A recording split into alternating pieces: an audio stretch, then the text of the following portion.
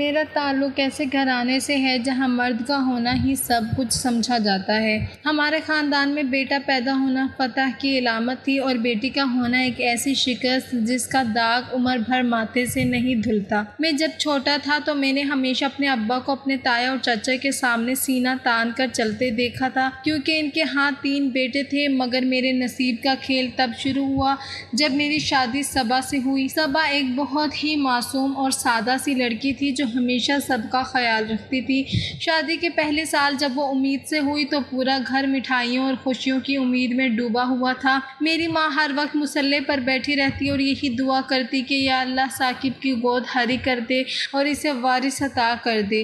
میں بھی اسی غرور میں رہتا تھا کہ میرا پہلا بچہ بیٹا ہی ہوگا، کیونکہ میں خود کو بہت طاقتور اور بڑا مرد سمجھتا تھا۔ مگر جب ہسپتال کی نرس نے باہر آ کر یہ خبر سنائی کہ مبارک ہو بیٹی ہوئی ہے تو مجھے لگا جیسے کسی نے میرے منہ پر زوردار تماچا مار دیا ہو۔ میں نے اس نرس کی طرف دیکھا تک نہیں اور ہسپتال کے کوریڈور سے باہر نکل گیا۔ وہ پہلی بیٹی جس کا نام صبا نے بڑے پیار سے نور رکھا تھا میرے لیے کسی بوجھ سے کم نہیں تھی۔ میں گھر آیا تو سب کے چہرے لٹکے ہوئے تھے۔ میری ماں جو پہلے دعائیں مانگ رہی تھی اب کونے میں بیٹھ کر ادھر ادھر کی باتیں کرنے لگی تھی۔ وقت گزرتا گیا اور نور بڑی ہونے لگی۔ وہ جب بھی میرے پاس آتی اور اپنی ننھی انگلیوں سے میرا ہاتھ تھامنے کی کوشش کرتی تو میں اپنا ہاتھ جھٹک دیتا، کیونکہ اس کی معصومیت میں مجھے اپنی وہ ہار نظر آتی تھی جو میں نے معاشرے کے سامنے تسلیم کی تھی۔ صبا چپ چاپ سب سہتی رہتی، وہ بھی کبھی مجھ سے شکایت نہیں کرتی، مگر اس کی آنکھوں میں چھپا درد میں صاف دیکھ سکتا تھا۔ 2 سال بعد جب صبا دوبارہ امید سے ہوئی تو اس بار میرے اندر کا خوف غصے میں بدل چکا تھا۔ میں نے صبا کو پہلے ہی دن کہہ دیا تھا کہ دیکھو صبا، اس بار مجھے کوئی بہانہ نہیں چاہیے، مجھے میرا وارث چاہیے۔ اگر اس بار بھی وہی ہوا تو میں نہیں جانتا کہ میں تمہارے ساتھ کیا کروں گا۔ صبا خاموشی سے روتی رہتی تھی۔ وہ بیٹیوں کی پیدائش کو اللہ کی مرضی کہتی، مگر میرے نزدیک یہ اس کی کمزوری تھی۔ میرے تایا کا بیٹا جو مجھ سے چھوٹا تھا اس کے ہاں بیٹا ہو گیا تھا اور اس دن ہمارے گھر میں مٹھائی آئی تو میں نے وہ مٹھائی اٹھا کر باہر گلی میں پھینک دی۔ میرا غصہ اتنا بڑھ گیا تھا کہ میں نے اپنے کمرے کا فرنیچر تک توڑ دیا تھا۔ صبا نے مجھے سنبھالنے کی کوشش کی تو میں نے اسے دیوار سے دے مارا اور کہا کہ تم منحوس ہو، تمہارے قدم اس گھر کے لیے اچھے نہیں ہیں۔ دوسری بیٹی کی پیدائش پر تو جیسے قیامت ہی ٹوٹ پڑی تھی۔ میں نے صبا کی شکل تک دیکھنا گوارا نہ کی اور 3 دن تک گھر نہیں آیا۔ میری ماں نے صبا کو جلی کٹی سنانا شروع کر دی کہ تم نے میرے بیٹے کا نصیب جلا دیا ہے، تمہاری وجہ سے آج وہ لوگوں کے سامنے سر اٹھا کر نہیں چل سکتا۔ میری دونوں بیٹیاں نور اور حیا اب گھر کے ایک کونے میں دبک کر رہتی تھی۔ وہ جب بھی میری آواز سنتی تو اپنی ماں کے پیچھے چھپ جاتی، کیونکہ انہیں معلوم تھا کہ ان کا باپ ان سے پیار نہیں کرتا بلکہ ان سے نفرت کرتا ہے۔ میں اکثر بیٹھک میں اپنے دوستوں اور رشتہ داروں کے ساتھ بیٹھتا تو وہ باتوں باتوں میں طنز کرتے کہ ثاقب میاں اب تو لڑکیوں کا سکول کھول لو، تمہارے ہاں تو بس یہی ہونا ہے۔ ان کے یہ کہہ کے میرے کانوں میں سیسے کی طرح اترتے اور میں اندر ہی اندر سلگتا رہتا۔ ایک دن ہمارے خاندان میں ایک بڑی تقریب تھی جہاں سب مرد اکٹھے تھے۔ میرے چچا نے بڑے فخر سے اپنے پوتوں کو گود میں بٹھایا ہوا تھا اور انہیں مٹھائیاں کھلا رہے تھے۔ میں ایک کونے میں تنہا بیٹھا تھا۔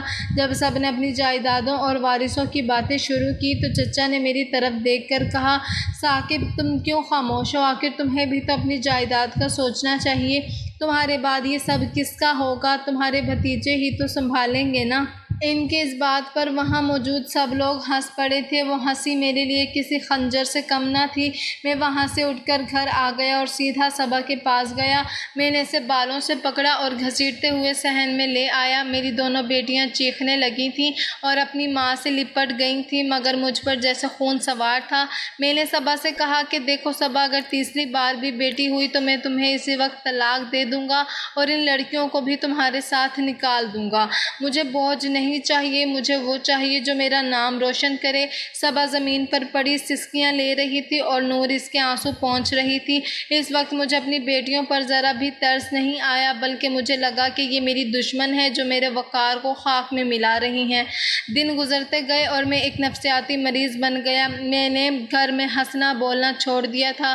میں صرف کام پر جاتا اور واپس آ کر بستر پر لیٹ جاتا۔ صبا میرے پاس کھانا لے کر آتی تو میں تھالی الٹ دیتا اور اسے کہتا کہتا کہ یہ کھانا کھانے کا میرا حق تب بنے گا جب تم مجھے میرا بیٹا دو گی۔ صبا کی حالت یہ ہو گئی تھی کہ وہ سائے سے بھی ڈرنے لگی تھی۔ وہ ہر وقت مصلے پر بیٹھ کر رو رو کر دعائیں مانگتی اور پیروں فقیروں کے پاس جاتی تاکہ اسے بیٹا مل سکے، مگر میرے اندر کا شیطان اب پوری طرح جاگ چکا تھا جو کسی بھی قیمت پر اپنی انا کی جیت چاہتا تھا۔ اسی کشمکش اور تناؤ میں 1 سال گزر گیا اور پھر وہ دن آیا جب صبا نے مجھے بتایا کہ وہ تیسری بار امید سے ہے۔ یہ سن کر مجھے خوشی نہیں ہوئی بلکہ ایک ایسا خوف محسوس ہوا جو میں پہلے کبھی نہیں جانتا تھا۔ میں نے صبا کی آنکھوں میں دیکھا اور بہت خاموشی سے کہا کہ صبا، یاد رکھنا یہ تمہارا آخری موقع ہے، اگر اس بار بھی ناکامی ہوئی تو تم اپنی موت کی ذمہ دار خود ہوگی۔ صبا نے کچھ نہیں کہا، وہ بس خاموشی سے کچن میں چلی گئی اور میں نے دیکھا کہ اس کے ہاتھ کانپ رہے تھے۔ اب یہاں سے میری زندگی کا وہ ہولناک سفر شروع ہونے والا تھا جس کی منزل تباہی کے سوا کچھ نہیں تھی۔ میں نے صبا پر نظر رکھنا شروع کر دی تھی کہ وہ کیا کھاتی ہے، کہاں جاتی ہے اور کس سے بات کرتی ہے۔ میں نے اسے کسی بھی تقریب میں جانے سے روک دیا تھا تاکہ اسے کسی کی نظر نہ لگے۔ خاندان کی عورتیں اب ہمارے گھر کثرت سے آنے لگی تھیں۔ وہ صبا کو مشورے دیتی کہ فلاں پیر کے بعد جاؤ، فلاں دم کرواؤ اور فلاں چیز کھاؤ۔ میری ماں نے تو گھر میں تعویذوں کا ڈھیر لگا دیا تھا۔ ہر روز ایک نیا تعویذ صبا کے گلے میں ڈال دیا جاتا، اسے پلایا جاتا۔ صبا ایک مشین کی طرح ان سب باتوں پر عمل کرتی کیونکہ وہ اپنا گھر بچانا چاہتی تھی، مگر میں جانتا تھا کہ میرے اندر کا غصہ ایک ایسے مقام پر پہنچ چکا ہے جہاں سے واپسی ممکن نہیں ہے۔ مجھے ہر رات خواب میں وہ کہہ سنائی دیتے جو بیٹھک میں لگائے گئے تھے اور میں پسینے میں شرابور ہو کر اٹھ بیٹھتا۔ صبا میرے کندھے پر ہاتھ رکھتی تو میں اسے جھٹک دیتا اور کہتا کہ مجھ سے دور ہو جاؤ، جب تک تم مجھے خوشخبری نہیں دیتی تم میری بیوی نہیں ہو، صرف ایک بوجھ ہو۔ وقت گزرنے کے ساتھ ساتھ میرے گرد دباؤ کا گھیر تنگ ہوتا جا رہا تھا۔ صرف میرا گھر ہی نہیں بلکہ پورا گاؤں اور برادری جیسے میری ٹو میں لگی ہوئی تھی۔ میں جب بھی گھر سے باہر نکلتا تو مجھے لوگوں کی نظروں میں ایک عجیب سا طنز محسوس ہوتا تھا۔ ایک دن میں چوک پر بیٹھا تھا کہ میرا بچپن کا دوست اسلم میرے پاس آ کر بیٹھ گیا۔ اس نے ہنستے ہوئے میرے کندھے پر ہاتھ رکھا اور بولا، کیوں ثاقب میاں؟ سنا ہے اس بار پھر سے تیاری ہے، دیکھنا بھائی اس بار کوئی غلطی نہ ہو جائے، ورنہ لوگ تو پہلے ہی باتیں کر رہے ہیں کہ ثاقب کی لکیر میں صرف بیٹیاں ہی لکھی ہیں۔ میں نے دانت پیستے ہوئے اس کا ہاتھ جھٹک دیا اور وہاں سے اٹھ گیا، مگر اس کی ہنسی میرے کانوں میں کافی دیر تک گونجتی رہی تھی۔ شام کو جب میں گھر آیا تو تایا ابا ہمارے گھر آئے ہوئے تھے۔ مجھے دیکھتے ہی بولے، ثاقب ادھر آؤ بیٹا، میں نے تمہارے لیے ایک پیر صاحب سے بات کی ہے، وہ بہت دور رہتے ہیں مگر ان کا دم کبھی خالی نہیں جاتا، تم صبا کو لے کر وہاں جاؤ، آخر کب تک ہم بیٹیوں کے آسرے پر بیٹھے رہیں گے؟ تمہارا نام روشن کرنے والا بھی تو کوئی ہونا چاہیے۔ میں نے سر جھکا کر ان کی بات سنی کیونکہ ان کے لہجے میں جو نصیحت تھی وہ دراصل ایک حکم تھا جس سے انکاری ممکن نہ تھی۔ میری ماں بھی وہیں پاس بیٹھی تھی، انہوں نے فوراً تاکید کی اور بولی، ہاں ثاقب، میں نے تو صبا کو کہہ دیا ہے کہ اگر اس بار بھی وہی ہوا تو میں خود تمہارا دوسرا نکاح کرواؤں گی، چاہے کچھ بھی ہو جائے۔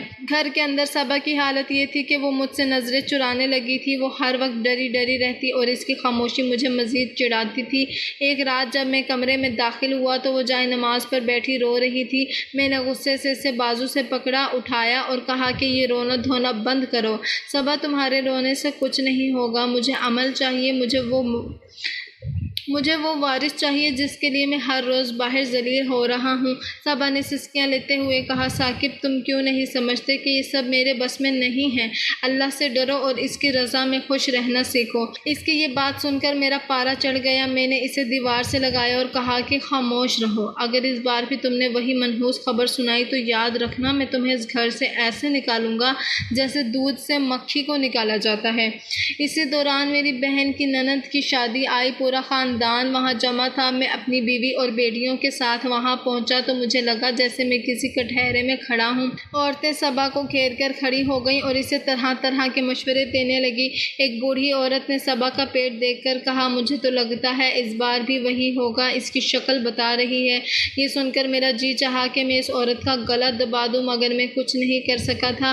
میں نے دیکھا کہ صبا کا چہرہ آنسوؤں سے تر تھا، وہ ان سب کے درمیان ایک مجرم کی طرح کھڑی تھی۔ وہاں مردوں کی محفل میں بھی یہی حال۔ میرے کزن اپنے بیٹوں کو گود میں بٹھائے فخر سے ان کی شرارتوں کی باتیں کر رہے تھے اور میں ایک کونے میں اپنی چھوٹی بیٹی حیا کو لیے بیٹھا تھا جس نے میرا دامن تھام رکھا تھا۔ مجھے اپنی ہی بیٹی سے نفرت ہونے لگی کہ اس کی وجہ سے آج میں ان سب کے سامنے بول نہیں پا رہا ہوں۔ اس واقعے نے میرے اندر ایک جنون پیدا کر دیا۔ میں نے سوچا کہ میں 9 ماہ تک انتظار نہیں کروں گا، مجھے ابھی پتہ کرنا ہے کہ میرے مقدر میں کیا لکھا ہے۔ میں نے صبا سے کہا کہ ہم شہر جائیں گے اور الٹرا ساؤنڈ کروائیں گے۔ صبا یہ سن کر کانپ اٹھی۔ اس نے ہاتھ جوڑ کر کہا ثاقب نہیں یہ گناہ ہے۔ اس نے ہاتھ جوڑ کر کہا ثاقب نہیں یہ گناہ ہے، ڈاکٹر بھی منع کرتے ہیں اور اللہ بھی ناراض ہوگا، ہمیں صبر کرنا چاہیے۔ مگر میں نے اس کی ایک نہ سنی۔ میں نے اسے دھمکایا کہ اگر تم میرے ساتھ نہیں چلو گی تو میں آج ہی تمہیں طلاق دے دوں گا۔ وہ بیچاری میرے قدموں میں گر گئی اور رو رو کر التجا کرنے لگی کہ ثاقب ایسا نہ کرو، مگر میرے سر پر تو انا کا بھوت سوار تھا۔ میں نے اسے زبردستی منا لیا اور اسے کہا کہ کل صبح ہم شہر کے اس کلینک جائیں گے جس کا ذکر میرے دوست نے کیا تھا۔ پوری رات صبا کمرے کے ایک کونے میں بیٹھ کر روتی رہی اور میں بستر پر لیٹا چھت کو گھورتا رہا۔ مجھے لگ رہا تھا کہ اگر کل ڈاکٹر نے کہہ دیا کہ بیٹا ہے تو میری ساری زندگی کی ذلت ایک پل میں ختم ہو جائے گی۔ میں گاؤں میں مٹھائی بانٹوں گا، میں تایا ابا کے سامنے سر اٹھا کر چلوں گا اور میں صبا کو وہ تمام خوشیاں دوں گا جو میں نے اسے چھین لی ہیں۔ مگر میرے ذہن کے کسی کونے میں ایک ڈر بھی تھا کہ اگر پھر سے وہی ہوا تو کیا ہوگا۔ اس ڈر کو میں نے اپنے غصے کے نیچے دبایا اور صبح کا انتظار کرنے لگا۔ صبا نے صبح کے وقت مجھ سے آخری بار کہا ثاقب ابھی بھی وقت ہے، باز آ جاؤ، اللہ کی مصلحت میں دخل نہ دو۔ مگر میں نے اسے خاموش کروا دیا اور اسے تیار ہونے کا حکم دے دیا۔ صبح کے وقت جب ہم گھر سے نکلے تو میری دونوں بیٹیاں دعا اور حیا صحن میں کھڑی ہمیں دیکھ رہی تھیں۔ ان کی آنکھوں میں ایک ایسا سوال تھا جس کا جواب میرے پاس نہیں تھا۔ صبا نے مڑ کر انہیں دیکھا اور ایک لمبی آہ بھری جیسے سے معلوم ہو کہ آج اس کی زندگی کا سب سے بڑا فیصلہ ہونے والا ہے۔ ہم موٹر سائیکل پر شہر کی طرف روانہ ہو گئے تھے۔ راستے بھر صبا نے ایک بھی لفظ نہیں کہا، وہ بس میرا کرتا پیچھے سے تھامے ہوئے تھی اور میں تیز رفتاری سے سڑک پر دوڑ رہا تھا جیسے میں کسی منزل کی طرف نہیں بلکہ اپنے نصیب سے لڑنے جا رہا ہوں۔ شہر کی بھیڑ بھاڑ اور شور و گل میں مجھے اپنا آپ بہت چھوٹا محسوس ہو رہا تھا، مگر میرا مقصد بڑا تھا۔ مجھے وہ سچ جاننا تھا جو میری مردانگی کی مہر بننے والا تھا۔ کلینک کے قریب پہنچ کر صبا کی طبیعت اچانک خراب ہونے لگی تھی۔ اسے ابکائیاں آنے لگیں اور اس کا رنگ پیلا پڑ گیا تھا۔ میں نے اسے ایک جگہ بٹھایا اور پانی پلایا، مگر میرے لہجے میں ہمدردی کی بجائے بیزاری تھی۔ میں نے اس سے کہا کہ ڈرامے بند کرو اور جلدی چلو، ہمیں دیر ہو رہی ہے۔ صبا نے بے بسی سے میری طرف دیکھا اور خاموشی سے میرے پیچھے چلنے لگی۔ کلینک کے دروازے پر پہنچ کر میرے قدم ایک لمحے کے لیے لڑکھڑائے، مگر پھر تایا ابا کا وہ طنز یاد آیا اور میں نے دروازہ دھکیل دیا۔ اندر کا منظر بڑا عجیب تھا۔ عورتیں برقعوں میں لپٹی اپنی باری کا انتظار کر رہی تھیں اور ہر چہرے پر وہی خوف اور امید جو صبا کے چہرے پر تھی۔ میں نے رجسٹریشن کروائی اور صبا کو بیٹھنے کا کہا۔ اب بس چند منٹ کی دوری تھی اور میرا وہ سچ میرے سامنے آنے والا تھا جس کے لیے میں نے اپنی بیوی اور بچوں کی خوشیاں داؤ پر لگا دی تھیں۔ آخر کار کچھ دیر بعد ہماری باری بھی آ گئی۔ جب ہم کمرے میں آ گئے، اندر کا منظر بڑا خوفناک تھا۔ ایک چھوٹے سے کمرے میں ڈاکٹر بیٹھی تھی جس کے چہرے پر کوئی تاثر نہیں تھا۔ میں بھی ساتھ اندر آ گیا تھا کیونکہ بیوی کے ساتھ شوہر کو آنے کی اجازت تھی۔ پھر ڈاکٹر نے صبا کو ایک پرانے سے اسٹریچر پر لیٹنے کا اشارہ کیا۔ صبا لیٹی تو اس کے پورے جسم میں کپ کپی طاری تھی۔ ڈاکٹر نے اس کے پیٹ پر وہ ٹھنڈی جیل لگائی اور مشین کی اسکرین کی طرف دیکھنے لگی۔ وہ لمحے میرے لیے موت اور زندگی کے درمیان معلق تھے۔ میں ڈاکٹر کے چہرے کو پڑھنے کی کوشش کر رہا تھا کہ شاید وہ مسکرا دے، شاید وہ کہہ دے کہ مبارک ہو، مگر ڈاکٹر کی پیشانی پر بل پڑ گئے۔ اس نے بار بار مشین کو گھمایا اور پھر ایک گہری سانس لے کر میری طرف دیکھا۔ اس نے صبا سے کہا کہ تم باہر جاؤ، میں تمہارے شوہر سے بات کرنا چاہتی ہوں۔ صبا کے پیروں تلے سے زمین نکل گئی تھی۔ وہ روتی ہوئی باہر نکلی اور میں ڈاکٹر کے سامنے کھڑا ہو گیا۔ ڈاکٹر نے بہت دھیمی اور سپاٹ آواز میں کہا، دیکھو میاں، جو میں دیکھ رہی ہوں وہ شاید تمہارے لیے اچھا نہ ہو۔ الٹرا ساؤنڈ کے مطابق اس بار بھی تمہارے ہاں بیٹی ہی پیدا ہوگی۔ یہ سنتے ہی میرے کانوں میں جیسے دھماکے ہونے لگے تھے۔ مجھے لگا جیسے میں کسی گہرے کنویں میں گر رہا ہوں۔ میں نے ڈاکٹر سے کہا کہ نہیں، آپ دوبارہ دیکھیں، یہ نہیں ہو سکتا۔ میں نے اتنی منتیں مانی ہیں، میں نے اتنے تعویذ لیے ہیں۔ ڈاکٹر نے بیزاری سے کہا کہ تعویذوں سے قدرت کے فیصلے نہیں بدلتے، حقیقت یہی ہے کہ بیٹی ہی ہے۔ میں کلینک سے باہر نکلا تو میرا دماغ سن ہو چکا تھا۔ صبا باہر بینچ پر بیٹھی میرا انتظار کر رہی تھی۔ اس نے میرا چہرہ دیکھ کر ہی سب کچھ سمجھ لیا تھا۔ وہ وہیں فرش پر بیٹھ گئی اور تھاڑے مار مار کر رونے لگی۔ میرا جی چاہا کہ میں اسے وہیں چھوڑ دوں اور کہیں دور چلا جاؤں۔ میں نے اسے بازو سے پکڑ کر اٹھایا اور کہا کہ گھر چلو، اب تمہارا فیصلہ وہیں ہوگا۔ واپسی کا سفر کسی جہنم کے سفر سے کم نہیں تھا۔ میں موٹر سائیکل اتنی تیز چلا رہا تھا کہ صبا بار بار مجھ سے لپٹ جاتی مگر میں اسے جھٹک دیتا۔ میرے ذہن میں وہ تمام تانے، وہ تمام ہنسی اور وہ تمام ذلت ایک فلم کی طرح چل رہی تھی جو اب میرا مقدر بننے والی تھی۔ گھر کے قریب پہنچتے ہی میرا غصہ ایک ایسے مقام پر پہنچ گیا تھا جہاں انسان اور جانور میں کوئی فرق نہیں رہتا۔ میں نے سوچ لیا تھا کہ آج اس کہانی کا انجام ہو کر رہے گا، چاہے کچھ بھی ہو جائے۔ کلینک سے واپسی کا وہ سفر میرے لیے کسی ذلت بھرے خواب جیسا تھا۔ موٹر سائیکل کی رفتار کے ساتھ ساتھ میرے اندر کا غصہ بھی بڑھتا جا رہا تھا۔ صبا پیچھے بیٹھی رو رہی تھی اور اس کی ہچکیاں میرے کانوں میں ہتھوڑوں کی طرح لگ رہی تھی۔ میں نے گھر پہنچتے ہی موٹر سائیکل کو صحن کے بیچوں بیچ پٹخ دیا اور صبا کا ہاتھ پکڑ کر اسے گھسیٹتے ہوئے کمرے میں لے گیا۔ میری ماں اور بیٹیاں صحن میں کھڑی یہ سب دیکھ رہی تھیں مگر میرے چہرے کی وحشت دیکھ کر کسی کی ہمت نہیں ہوئی کہ آگے بڑھ کر مجھے روک۔ میں نے صبا کو کمرے میں پھینک کر دروازہ اندر سے بند کر لیا اور اس پر دھاڑنے لگا کہ تمہاری ہمت کیسے ہوئی مجھے پھر سے وہی خبر سنوانے کی۔ صبا فرش پر بیٹھی اپنے پیٹ کو ہاتھوں سے چھپائے ہوئے التجا کر رہی تھی کہ ثاقب خدا کا خوف کرو، اس میں میرا کوئی قصور نہیں، اس میں میرا کوئی بس نہیں ہے، یہ اللہ کا فیصلہ ہے۔ اس کی یہ بات سن کر میرے اندر کا شیطان پوری طرح بیدار ہو گیا تھا۔ میں نے غصے میں آ کر ایک زوردار ٹھوکر صبا کے پیٹ پر ماری تو اس نے ایک ایسی چیخ ماری جو شاید ان دیواروں نے پہلے کبھی نہیں سنی تھی۔ وہ تڑپ کر زمین پر گری اور اپنا جسم سمیٹ کر دوہری ہو گئی۔ اس کے منہ سے صرف یا اللہ کا لفظ نکلا تھا اور پھر وہ بے ہوش ہو گئی تھی۔ میں نے دیکھا کہ اس کے سفید دوپٹے پر خون کے دھبے تیزی سے پھیل رہے تھے۔ وہ منظر دیکھ کر میرے ہاتھ پاؤں ٹھنڈے ہو گئے تھے۔ میرا غصہ جیسے ایک پل میں ختم ہو گیا تھا اور اس کی جگہ ہولناک خوف نے لے لی تھی۔ میں نے اسے جھنجھوڑا، صبا اٹھو، مگر وہ ساکت تھی۔ اس کا جسم بالکل بے جان ہو چکا تھا۔ میں نے دروازہ کھولا اور باہر بھاگا۔ اماں دیکھے صبا کو، کیا ہو گیا؟ وہ اچانک گر گئی ہے۔ میری ماں اور بھائی بھاگ کر اندر آئے۔ صبا کی حالت دیکھ کر ماں کے پیروں تلے سے زمین نکل گئی۔ انہوں نے چیخ کر کہا ثاقب یہ کیا کیا ہے تو نے؟ یہ خون کہاں سے آیا؟ میں نے جھوٹ بولا کہ اماں پتہ نہیں، یہ شاید بے ہوش ہو کر میز سے ٹکرا گئی ہے یا پھر اس کا پاؤں پھسل گیا تھا۔ میرا بھائی جلدی سے گاڑی نکال کر لایا اور ہم نے صبا کو اٹھا کر پچھلی نشت پر لٹایا۔ ہسپتال کا راستہ جیسا ختم ہی نہیں ہو رہا تھا۔ میں صبا کا سر اپنی گود میں رکھے ہوئے تھا اور اس کے پیلے چہرے کو دیکھ رہا تھا۔ مجھے اپنی وہ ٹھوکر یاد آ رہی تھی جس نے اسے اس حال میں پہنچا دیا تھا۔ میرا دل ڈوب رہا تھا کہ اگر اسے کچھ ہو گیا تو میں کیا کروں گا۔ ہسپتال پہنچتے ہی اسے اسٹریچر پر ڈالا گیا اور ڈاکٹرز کی ایک ٹیم اسے لے کر ایمرجنسی میں چلی گئی۔ میں باہر کوریڈور میں کھڑا کانپ رہا تھا۔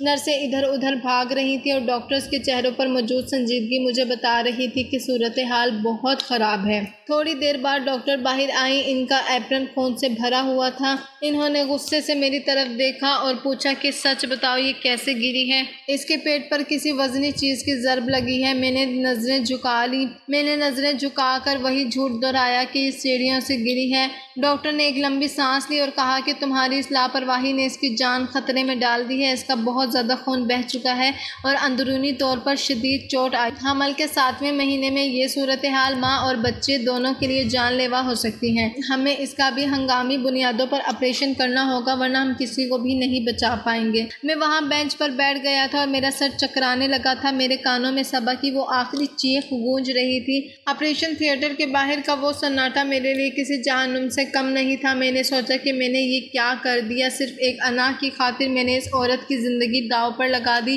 جو میری بیٹیوں کی ماں تھی۔ اسی دوران نرس باہر آئی اور اس نے مجھے کچھ کاغذات پر دستخط کروائی کہ اگر مریضہ کو کچھ ہو گیا تو ہسپتال ذمہ دار نہ ہوگا۔ میرے ہاتھ کانپ رہے تھے اور پین جیسے من بھر کا ہو گیا تھا۔ میں باہر کوریڈور میں اکیلا بیٹھا تھا جب میرا چھوٹا بھائی میرے پاس آ کر بیٹھا۔ اس نے دھیمی آواز میں کہا، بھائی اگر اس بار بھی بیٹی ہوئی تو آپ کیا کرو گے؟ اس کے اس سوال نے میرے اندر ایک نئی لہر پیدا کر دی تھی۔ میں نے سوچا کہ اگر اس بیٹی کی وجہ سے صبا مر گئی تو میں اپنے ضمیر کو کیا جواب دوں گا؟ مجھے اس وقت بیٹے کی تمنا نہیں تھی، مجھے بس یہ ڈر تھا کہ میں قاتل نہ بن جاؤں۔ تھوڑی دیر بعد آپریشن تھیٹر کا دروازہ کھلا اور ڈاکٹر باہر آئیں۔ ان کے چہرے پر تھکن اور دکھ کے ملے جلے تاثرات تھے۔ انہوں نے میری طرف دیکھا اور ایک ایسی بات کہی جس نے میرے ہوش اڑا دیے۔ انہوں نے کہا کہ تمہاری ٹھوکر نے تمہارا سب کچھ چھین لیا ہے۔ الٹرا ساؤنڈ کی رپورٹ غلط تھی۔ صبا کے پیٹ میں جڑواں بچے تھے، ایک نہیں بلکہ 2 تھے، اور جس بیٹے کے لیے تم پاگل ہو رہے تھے وہ تمہاری اس ٹھوکر کی وجہ سے اپنی ماں کے پیٹ میں ہی دم توڑ گیا ہے۔ ڈاکٹر کے ان الفاظ نے جیسے میری روح قبض کر لی تھی۔ میرے کانوں میں ان کا یہ جملہ ہتھوڑوں کی طرح بج رہا تھا کہ جس بیٹے کے لیے تم پاگل ہو رہے تھے وہ تمہاری ہی ٹھوکر سے مر گیا ہے۔ میں نے ہذیانی انداز میں ڈاکٹر کا کوٹ پکڑ لیا اور چیخ کر کہا کہ نہیں ڈاکٹر صاحبہ، یہ نہیں ہو سکتا۔ آپ نے تو کہا تھا کہ الٹرا ساؤنڈ میں بیٹی ہے۔ ڈاکٹر نے میرا ہاتھ جھٹک دیا اور نفرت سے کہا کہ کبھی کبھی جڑواں بچوں میں ایک بچہ دوسرے کے پیچھے چھپا ہوتا ہے اور الٹرا ساؤنڈ اسے نہیں دکھا پاتا۔ تمہاری بدقسمتی دیکھو کہ جس بیٹی سے تم نفرت کرتے تھے وہ تو بچ گئی ہے، مگر وہ بیٹا جسے تم اپنا وارث بنانا چاہتے تھے وہ تمہاری مردانگی کی بھینٹ چڑھ گیا ہے۔ ابھی میں صدمے سے سنبھلا بھی نہ تھا کہ اندر سے ایک نرس باہر آئی اور اس نے ڈاکٹر کے کان میں کچھ کہا تو ڈاکٹر کا چہرہ مزید بجھ گیا تھا۔ انہوں نے میری طرف دیکھا اور بہت سرد لہجے میں کہا، ثاقب اب تمہارے پاس پچھتانے کے لیے بھی کچھ نہیں۔ صبا کا بہت خون بہہ گیا تھا، آپریشن کی میز پر ہی وہ دم توڑ گئی ہے۔ وہ اپنی بیٹی کو زندگی دے کر خود خاموشی سے دنیا سے چلی گئی ہے۔ یہ سنتے ہی میرے پیروں تلے سے زمین نکل گئی تھی۔ میں وہیں ہسپتال کے ٹھنڈے فرش پر ڈھیر ہو گیا تھا۔ میرا جی چاہا کہ میں اپنا سر دیواروں سے ٹکرا دوں۔ میں نے اس وارث کی خاطر اس عورت کو مار دیا جس نے اتنے سالوں تک میری ہر سختی اور ہر طعنہ خاموشی سے سہا تھا۔ میں نے اپنی بیٹیوں سے ان کی ماں چھین لی تھی اور اپنے ہاتھوں سے اپنے اس خواب کو دفن کر دیا تھا جس کے لیے میں نے اپنی زندگی جہنم بنا لی تھی۔ اور اپنی کچھ دیر بعد نرس نے ایک سفید کپڑے میں لپٹی ہوئی ننھی سی جان کو میرے ہاتھوں میں لا کر رکھ دیا۔ وہ میرے بیٹے تھے جو وقت سے پہلے پیدا ہونے کی وجہ سے بہت کمزور تھے اور ان کے چہرے پر ایک نیلا سا نشان تھا جیسے وہ ٹھوکر کا نشان ہو۔ میں نے انہیں دیکھا تو میری آنکھوں سے آنسوؤں کا سمندر بہہ نکلا۔ میں نے ان کا ماتھا چوما اور پہلی بار مجھے محسوس ہوا کہ بیٹیاں بھی بوجھ نہیں بلکہ اللہ کی وہ رحمت ہے جسے میں نے ٹھکرا دیا تھا۔ اور پھر ہم 2 لاشوں کو لے کر گھر پہنچ گئے تھے۔ میری دونوں بڑی بیٹیاں نور اور حیا اپنی ماں کے ٹھنڈے جسم سے لپٹ کر رو رہی تھیں۔ ان کی چیخیں میرے جگر کو چیر رہی تھیں۔ جب انہوں نے مجھے دیکھا تو ان کی آنکھوں میں وہ خوف نہیں تھا بلکہ ایک ایسی نفرت تھی جسے میں کبھی مٹا نہیں پاؤں گا۔ تدفین کے بعد گھر میں ایک ایسی خاموشی چھا گئی تھی جو لفظوں میں بیان نہیں کی جا سکتی۔ میری ماں ہر وقت مصلے پر بیٹھی روتی رہتی اور اپنی اس ضد پر پچھتاتی جس نے اس کے بیٹے کا گھر اجاڑ دیا تھا۔ تایا، ابا اور چچا جو پہلے طعنے دیتے تھے اب وہ بھی میرے سامنے نظریں نہیں اٹھا پاتے تھے۔ ایک دن میں صحن میں بیٹھا تھا کہ نور میرے پاس آئی اور اس کے ہاتھ میں اس کی ماں کی ایک پرانی تصویر تھی۔ اس نے مجھ سے پوچھا کہ ابا کیا آپ ہمیں بھی مار دو گے؟ اس کے اس سوال نے مجھے اندر سے ختم کر دیا تھا۔ میں نے اسے سینے سے لگایا اور پھوٹ پھوٹ کر رونے لگا۔ میں نے اسے کہا کہ نہیں میری جان، اب میں تم سب کا محافظ بنوں گا۔ میں نے اپنی زندگی میں جو گناہ کیے ہیں اب ان کا کفارہ تم سب کی پرورش کر کے ادا کروں گا۔ کئی لوگوں نے مجھ سے کہا کہ ثاقب تم ابھی جوان ہو، دوسرا نکاح کر لو تاکہ کوئی گھر سنبھالنے والا ہو اور شاید اللہ تمہیں بیٹا دے دے، مگر میں نے کانوں کو ہاتھ لگا لیے۔ میں نے سوچ لیا تھا کہ اب میری زندگی کا مقصد صرف یہ میری بیٹیاں ہیں۔ میں ان کو پڑھاؤں گا، لکھاؤں گا اور انہیں اتنا مضبوط بناؤں گا کہ انہیں کسی سہارے کی ضرورت نہ رہے۔ مجھے سمجھ آ گئی تھی کہ بیٹا ہو یا بیٹی یہ سب اللہ کے فیصلے ہیں اور انسان کی انا قدرت کے سامنے کچھ بھی نہیں ہے۔ میں نے وہ ٹھوکر صبا کو نہیں ماری تھی بلکہ اپنے نصیب کو ماری تھی جس کا پچھتاوا اب میری زندگی کا ہر لمحہ میرے ساتھ رہے گا۔ آج میں اپنی بیٹیوں کو اسکول چھوڑنے جاتا ہوں تو مجھے لوگوں کے طنز سنائی نہیں دیتے بلکہ مجھے فخر محسوس ہوتا ہے کہ میں ان معصوموں کا باپ ہوں۔ میری چھوٹی بیٹی جو اب چلنے لگی ہے وہ جب لڑکھڑا کر میرے پاس آتی ہے تو مجھے اس میں صبا کی جھلک نظر آتی ہے۔ میں نے اب اللہ کی رضا میں خوش رہنا سیکھ لیا ہے۔ میرا بیٹا تو میرے ہاتھوں مر گیا تھا، مگر اس کی موت نے مجھے ایک ایسا سبق دیا جو میں کبھی نہیں بھولوں گا کہ جو اللہ چاہتا ہے وہی ہوتا ہے، اور بیٹیوں کو بوجھ سمجھنے والا دراصل خود سب سے بڑا بوجھ ہوتا ہے۔